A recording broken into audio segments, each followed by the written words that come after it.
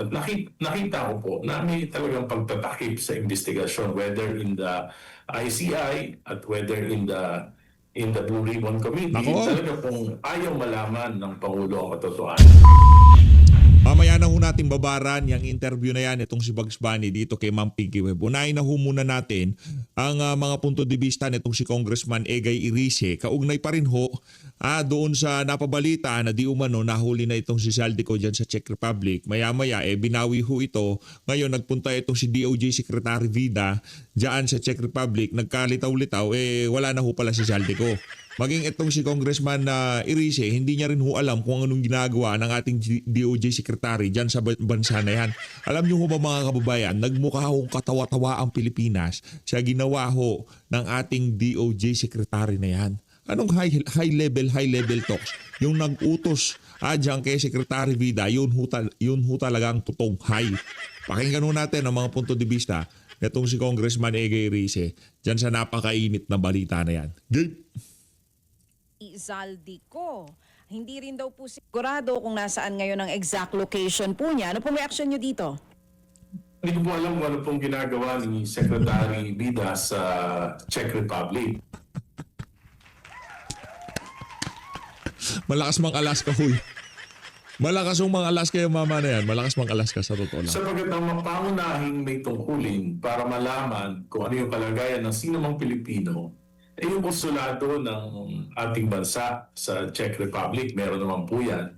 At kung may ganyang kontrobersiya, siguro po ang dapat na unang ginawa ng ating Pangulo bago nag-announce ay pina-check niya yung mga detalye sa consulate. Sila yung may diplomatic relations at sila yung may responsibilidad sa sino mang Pilipino na naririyan. Kaya nga, kakatuwa talaga yung presence ni DOJ Secretary Vida dyan sa Czech Republic.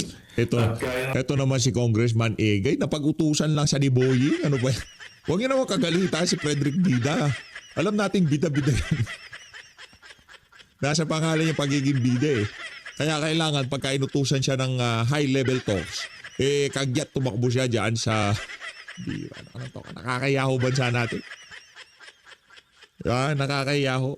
Mantakin nyo, anong ginagawa? Nitong si DOJ Secretary Vida dyan sa bansa na yan. Wala na bang ibang magkukumpirma? Wala na bang ibang makikipag-dialogo? Wala na bang ibang makukuha ng impormasyon kung nandyan pa sa bansa na yan? O wala na yung si Zaldico? Pambihira. Nang nabanggit, hanggang ngayon, hindi natin alam yung mga detalye sa pangyayari na yan. So you feel like, kagaya ng sinasabi ng iba, wala pong proper coordination bago nagkaroon ng anunsyo muna noon ng Pangulo tungkol po dito sa kung nasan talaga yung custody nitong si Zaldico? Tama po. Oo. Tama po. Parang panic mode pagka nababanggit na si Zaldico. Dahil alam nyo, sa totoo lang po, kahit wala naman si Congressman Zaldico, kung gusto lang natin malaman yung katotohanan tungkol dito sa pinakamalaking nakawan sa national budget at flood control, naririto po yung mga major players sa ating bansa. Alam mo, nag-petition ako sa Supreme Court at kinwestiyon ko yung presence ng unprogrammed appropriations sa national budget. Lumalabas po sa pagsusuri ng mga maestrado ng Korte Suprema, yung 2023, 2024, at 2025 national budget, talagang ginastos yung mga unprogrammed appropriations kahit na hindi pa naman napapatunayan na mayroong karampatang pondo ito. At nakalagay na sumiti po sa Korte Suprema yung katakot-takot na mga dokumento na nagpapatunay na na-release yung pondo ng mga unprogrammed appropriations na ang nakapirma lang ay si Secretary Mina Pangandaman ng DBM. Ito po ay dapat inaaprobahan ng Pangulo. At yung 2023 at 2024 national budget po, wala pong approval ng Pangulo na ilabas. At yung 2025 po, inalis na dun sa provision na kailangan pampirmahan ng Pangulo. Kaya lahat po ng mga budget na yun, isa lang ang nagdesisyon sa pagpapalabas ni Secretary Mina Pangandaman. At ito po ay hindi na question Di ba maging huyang si Attorney Vic Rodriguez at yung iba pang mga nagsasalita dito sa issue na to, itong si Senator Rodante Marcoleta, di ba? Ba't di natin tanungin si Amena Pangandaman? Ba't hindi natin tanungin yung si Lucas Bersamin? Di ba? Yung yung mga pangalan na yan, maya ho lumilitaw dito sa kontrobersya na to. Ang tanong ho dito, bakit tila bagang wala ho tayong naririnig, nakikitang aksyon dito sa di umanong investigasyon kuno para ika nga malaman na natin ang buong katotohanan. Alam naman sa bayan ng Pilipinas, ang mastermind si Marcos Jr. tapos. Sa Senate Blue Ribbon Committee, at nakita ko po na may talagang pagtatakip sa investigasyon, whether in the ICI at whether in the Blue Ribbon Committee. Nako. Talaga pong ayaw malaman ng Pangulo ang katotohanan. Ano po ulit? Ayaw malaman ng...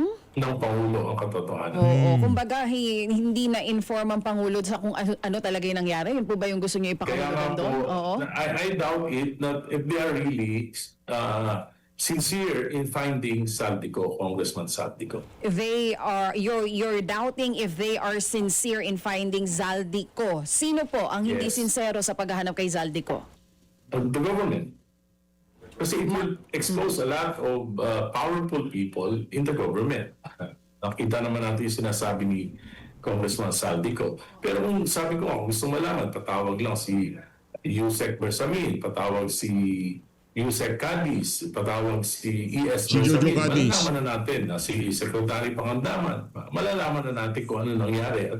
At dito sa aking petition sa Korte Suprema, marami na pong lumabas ng mga documents na ibinigay ng Solicitors General sa Korte Suprema.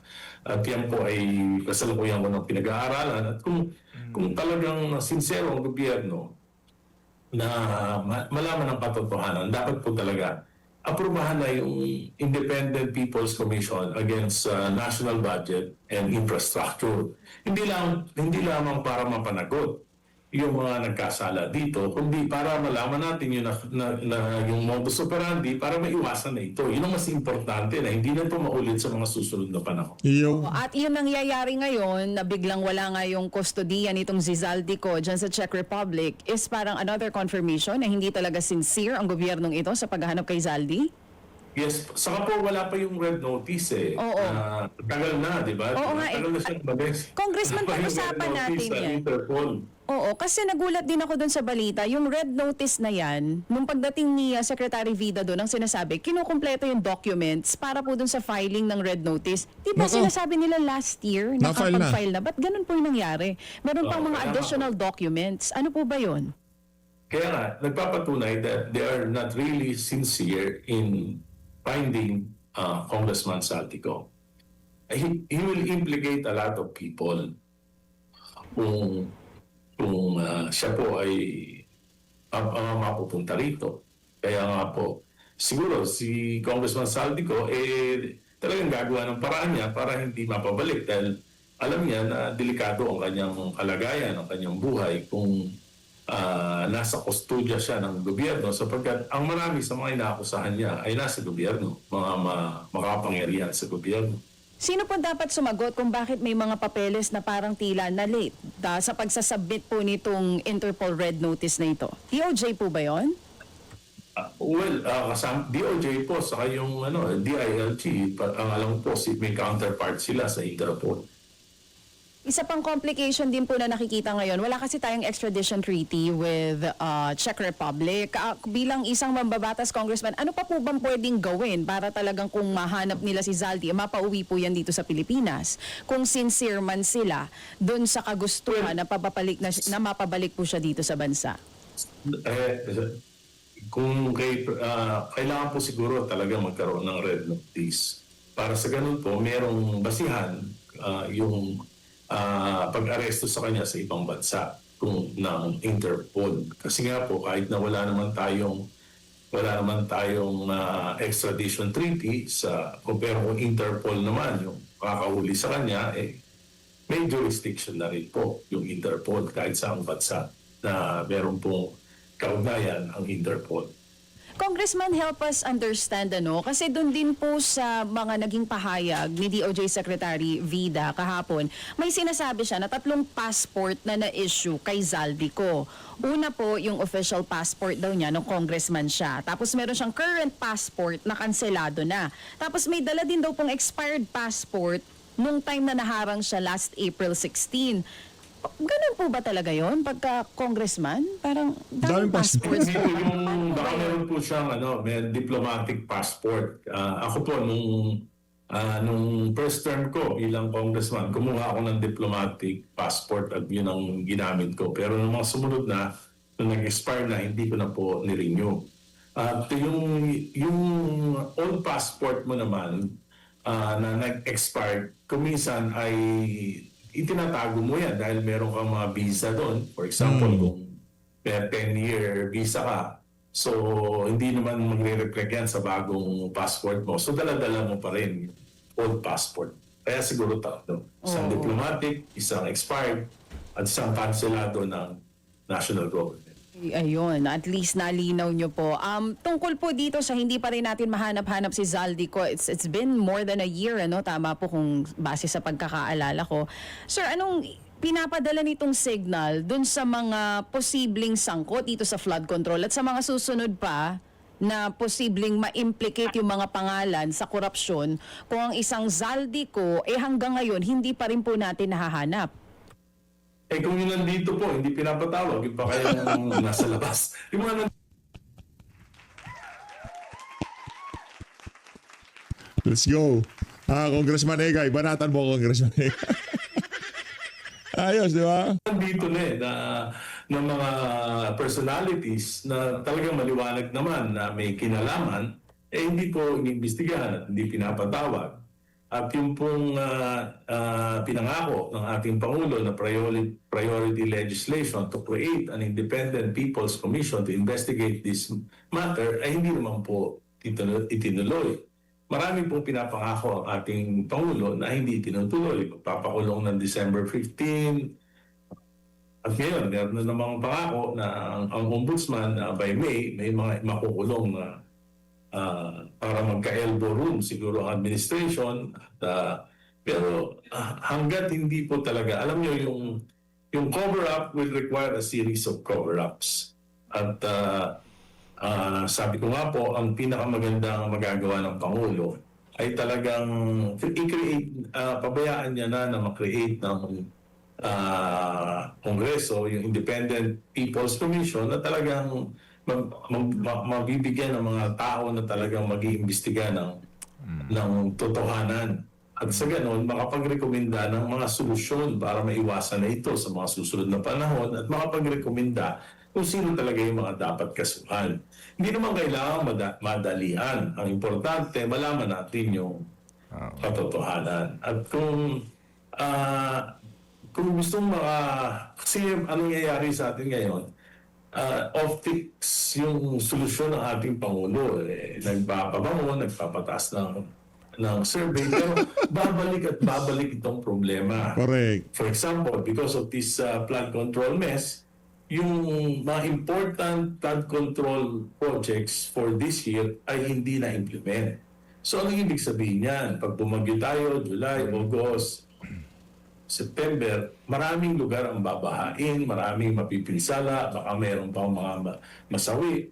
Babalik na naman sa kaisipan ng mga Pilipino yung nangyari na yan ng flood. Kung gusto mabigyan ng solusyon ng Pangulo ito pa rin niya yung mga pinangako niyang reforma, anti-political dynasty na isa sa dahilan ng korupsyon, yung Independent People's Commission, pinangako niya rin yan, at talaga naman dapat talaga na magpatuloy na yung mga political reforms na ipinangako niya. Opo. So, Congressman Erice, parang tumbukin na ho kaya natin, ang tinutukoy ni Zaldico na mastermind dito ay si Pangulo Marcos, di ba? At saka si Martin Romualdez, right? Doon sa kanyang video, di po ba diretso yun?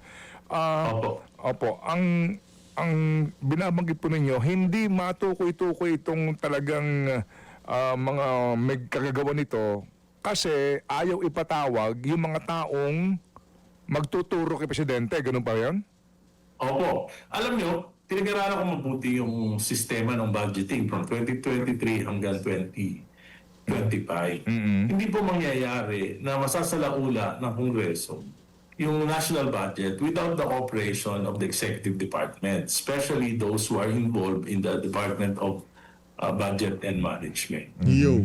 Opo. So sa ngayon, ito nga po ang ating sitwasyon kaninyo, no? Parang yung mga dapat ipatawag dito, hindi pinatatawag, hindi pinaiimbestigahan. Ano ang inyong reaksyon dito po sa paghahayag ni dating Speaker Romualdez? Na sabi niya, hindi naman daw siya ang mastermind nito at marami siyang alam at ayaw niyang siya ang maging fall guy. Opo. Imposible po kasi hindi alam ni Speaker Romualdez Nako. yung nangyari sa national budget. At hindi rin po, Posible, oh. imposible rin po na hindi alam ni Senate President Jesus Cordero yung nangyari sa national budget. Si Saldico po ay pinili. Alam natin na alter ego ni Speaker Romualdez pagdating sa budget. Pagdating naman po sa 2023, palagay na natin na palusutan yung executive department. Pero in 2024, 2025, lumalabas po modus operandi na ito at ito ay may pagsang-ayon ng executive department. Yo. Okay, so sabi ho ninyo, itong cover up, kinakailangan pa ng isa pang cover up and then cover up ng cover up. So paano po Yes, ngayon, paano po ngayon itong congressman sa ating sitwasyon? Si Saldico, hindi humalaman kung nasa saan na. Pero may isang speaker mo na nagsasabi na hindi ako pwedeng ako lang itatapon nyo sa ilalim ng bus. Marami akong alam dito. Meron din po namang Chief Escudero ngayon na meron ng whole departure order. Meron ng Maynard Ngo na ganun din po. At meron na pong iba na ngayon nga daw po ay kakasuhan na ng ombudsman. Ano ho itong ating mga napapanood at nababalitaan ngayon? Ano ito? Ay, ito po ay katulad din na nangyari nung panahon ni dating Pangulong Marcos Sr. na pinipigilan na mailabas yung mga katotohanan at yung mga binabatikos ay pilit na sinusuppress at meron pang pinapatay, pinakulong pa, meron pang inassassinate. Ganon din ang dapat po matutunan ng Pangulong Marcos Jr. yung history natin, yung lessons of history. Kung ayaw niya pong matulad sa nangyari nung nakaraan na sasambulat din to sa bandang huli. Lahat ng pagtatakip, lahat ng mga kasinungalingan, lahat po yan ay isasampulat. Pero meron pa siyang 2 taon. 2 taon po siya, lahat naman may mga pagkukulang, may pagkakasala kaming mga politiko. Ang importante lang, tanggapin namin at i-correct namin yung mga pagkakamali. So sa tingin ko po, dapat maging sincero ang Pangulo sa paghahanap ng katotohanan, kahit na sino ang tamaan. At kung may pagkukulang siya at pagkakamali, makocompensate po ito kung maitatama niya ito. So, yun po ang aking suggestion sa ating pamahalaan sa Executive Department para malaman ang katotohanan, para maiwasan sa kinabukasan. Dapat magkaroon po talaga ng no-nonsense investigation by an independent People's Commission on Infrastructure and National Budget. At pangalawa po ay yung mga political reforms tulad ng anti-political dynasty, anti-turncoatism, yung supermajority po yan yung isa sa mga dahilan kung bakit nakokontrol ng walang check and balance, pati nga yung minority nakokontrol ng majority. Kaya po, wala talaga yung check and balance. Di ba kung Egay kaya ka natanggal dahil kontrolado ng majority ang minority? Di ba kung Egay? Sistema natin ngayon. Opo. Sige po. So Congressman Egay, muli po, salamat sa inyo pong panahon at sa inyo pong Maraming salamat kung Egay. Isa yan sa magigiting na dilawan ngayong mga panahon na to. Punta na ho tayo dahil merong hearing mamaya. Nag-umpisa na yung hearing. Pakinggan ho natin itong si Bugs Bunny sa interview niya dito kay Ma'am Pinky Webb. Good evening, Pinky. Good evening to all the viewers. Congressman Sige, Sozaldico, according to Undersecretary Bunny to. Castro, is now in France and he's seeking asylum. So going back, government earlier said that he was nahuli. Yun po yung ginamit na term ni Pangulong Bongbong Marcos. Secretary Vida basically after that said the proper term would have been accosted. And then the ILG Secretary Boying Remulla excuse me, said that we'll probably have him back in 1 to 3 weeks. And then now we learn he's seeking asylum in France. What happened here? What are your thoughts? Did government speak too soon? Well, I think it's obvious somebody dropped the ball somewhere. And I think the people deserve an explanation. Ano ba nangyari at ba't nagkaganon? Yeah. Bakit ito nangyari? Ano po yung inyong mga naiisip? What are your thoughts on why this actually happened? Dami bida-bida. Well, I think that in situations like this, the more transparent our government is, the easier it is for them to explain to the people exactly what's happening. We're all left in the dark as it is, and up to now, we're basing it on statements that are coming from up there. But we don't really know for a fact what really is the legal status of Saldico and where he is. Of course, the reports would indicate he's now in France, but paano nga nangyari yun at ano ngayon ang gagawin ng ating pamahalaan? That is actually the question also I wanted to ask you. Just looking at or looking into what we know so far is that, of course, it's very limited information coming from the DOJ secretary. And that, sabi nga niya, disturbing news, wala na sa Prague authorities, si Zaldico, Undersecretary Castro saying he's already seeking asylum in France. And then going back po, sir, doon sa pag-issue ng Interpol ng Red Notice. This was applied way back in November, I believe, and hindi pa po na-i-issue yon sa ngayon. Nagkulang ho ba ang gobyerno o ganun ho ba talaga katagal? Because can government or should government have been, is there a way to have been more aggressive to seek for this Red Notice against the former congressman? I think that that would have been done much quicker. Considering the fact that the government was aware and did announce that they would do everything they could to bring him back to our jurisdiction. Yun nga yung medyo nakakadismaya na ganito nga ang nangyari, and while we were all led to believe that eto na nga, ibabalik na siya, hindi pa pala. Now the next question, as you said, is what is going to happen next? How long will it take for Mr. Ko to be returned to our country? In a situation like this, paano ho ba, Congressman, if you can help us understand possible options that government can take or even what is prescribed by law? He's ba't obviously nakastakap has sila? the right, I'm assuming, Pagtsagain obviously, na ho natin. to seek asylum Di ko gumagana itong si Bugs Bunny. Okay lang ho yan ha. Pagtsagain na lang ho natin. Di gumagana si Bugs Bunny. in France, as mentioned earlier by the Undersecretary. So paano ho yun? Habang ho ba nagpapatuloy ang pag-seek ng asylum ay hindi po siya maaaring maibalik sa Pilipinas? The first thing we would have to check is what the French law provides as far as the procedures for asylum are concerned and how they typically handle this kind of situation.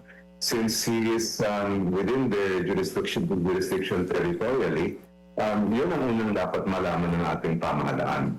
And they can, of course, easily do this through the proper channels. And once they have identified what the procedures are, then they should be able to ensure that they are heard and that everything is done as expeditiously as possible. What about, diplomatic relations or siguro speaking government to government, leader of one country to the leader of another country, to be able to influence or push for the return of the former congressman? May ganun ho ba? Well, I would assume that that is already happening. I'm sure that both countries are deferring to what is the proper procedure, and at the same time, they want to ensure that the rights of everyone concerned, both our government in terms of seeking accountability and Mr. Ko are respected. I think you're right, though. We need to look at this at a deeper level, a deeper dive into what the laws in France actually state regarding individuals who are seeking asylum over there. Obviously, as compared to the issue of the former Congressman Zaldico having an arrest warrant here in the Philippines, and of course also his passports being canceled. We understand that there were supposed to be 3 passports, and the DFA had made mention and made it clear that doon po sa 3 passport, 2 daw po pala talaga yung na-cancel. The diplomatic and the regular passport, and then the other one did not have to be canceled because it was actually already expired. I guess for those who may have been wondering bakit isa lang supposed to be yung na-cancel na passport, kasi may mga usapan po gano'n na bakit isa lang yung kinancel ninyo at hindi 3? I just read a statement coming from the DFA regarding that. Congressman, do you have concerns? Are you suspicious of what happened? Meron ho ba kayong naiisip na sinadya ho kaya ito? Wala naman akong alam na ganyan, but what really is of concern, I think, is that we were the trigger was pulled when we were told that nahuli na nga siya at iuwi na siya. And then those expectations were suddenly dashed when we just found out that that's not the case. And up to now, I don't think we've really heard a sufficient explanation for how that happened. And moving forward, what will the government do to ensure that Mr. Ko will face the cases that are pending against him here? Moving forward, when you said that, Congressman, of course, what we're seeing right now is one way to actually prevent individuals from leaving the country who are possibly under investigation or cases could be filed against them is this issuance of this precautionary hold departure order, or yung PHDO po. As a lawyer, I wanted to ask you, how important is it to, siguro, does this need to be, is there a law that should actually back this up? Because ang dating alam lang po natin ay HDO at ngayon meron na pong precautionary HDO. Please tell us your thoughts about this. Yes, the framework is there. The question is how consistently and how quickly can our government make use of what is already provided either in the laws or in the rules on hold departure orders. This applies not just to Zaldico, but even to others who were already under investigation. And another thing that to me is very important is not just in terms of the precautionary hold departure orders, but making sure that petitions for forfeiture of unexplained wealth are immediately filed, so that whether or not a person under investigation gets to leave the country, at least we can be sure that whatever assets are involved are at least frozen and preserved for future litigation. That's one thing that I have been very concerned about lately, because I've been reading news about some of the witnesses who did admit to being part of the flood control projects voluntarily returning money, when to me that shouldn't be a voluntary matter. That should be subject of a civil forfeiture case that can run independently of criminal cases, and that will ensure that all monies involved are preserved and cannot be used by those involved. So, ibig sabihin, sang-ayon ka dun sa sinasabi nitong si Senator Rodante Marcoleta. Napadaanin sa tamang proseso yung pag-susoli ng pera. Yan ang problema. Bumuboses lang pagka tinatanong lang sila. Pero noong kasagsagan, noong issue na kailangan ba na magsaoli na kagad ng pera, tahimik ko itong si Bugs Bunny. Kaya wala ho tayong respeto dito sa mga dilawan na to. Yan ho ang dahilan, mga kababayan. Pero para po mas madaling intindihin, Congressman, ibig ho ba sabihin kapag there is already a suspicious individual who might have unexplained wealth or is involved in corruption, are you saying that there are enough laws to immediately file for a forfeiture or a freeze order on that individual's possessions, whether it be real property or cash in bank?